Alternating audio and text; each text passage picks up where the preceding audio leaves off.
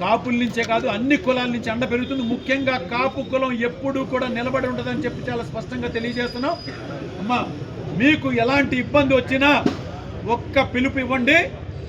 ఏదైతే గల్లా ఎగరేసిన వాళ్ళ ఇల్లుని తెల్లి వాళ్ళ గల్లా చిరిగిపోయే విధంగా కొట్టమన్నా దమనకాండ చేయడానికి ఒక్క నిమిషం కూడా పట్టదని చెప్పని చెప్తున్నాము.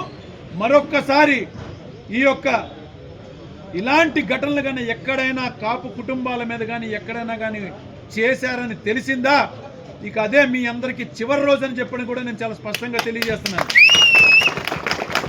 తప్పుడు కేసులు పెట్టారు, బెయిల్ వచ్చినా కూడా మళ్ళీ ఇంకొక పెట్టి కేసు ఒకటి పెట్టి మళ్ళా తీసుకెళ్ళి జైల్లో వేశారు. ఎన్ని రోజులు వేస్తారు చేయండి, చేయని తప్పుకి ఎన్ని రోజులు వేస్తారు చేయండి. ఎప్పటికైనా బయటికి రాక తప్పదు. ఒకసారి గోడకు కొట్టిన బంతి ఎంత రివర్స్గా వస్తుందో అంతే రివర్స్లో మీకు రానున్న రోజుల్లో మేమే కాదు ప్రజలందరూ కూడా చూస్తున్నారు.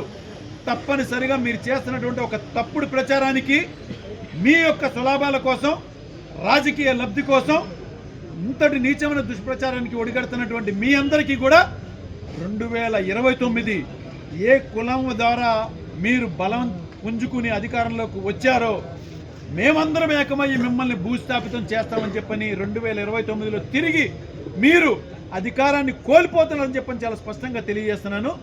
దీనికి కాపు కులం మొత్తం కూడా ఏకతాటి మీదకి వచ్చి పనిచేస్తుందని చెప్పని నేను చాలా స్పష్టంగా తెలియజేస్తున్నాను.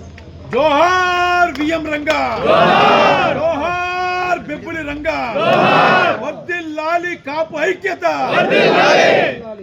ఇవాళ దీనికి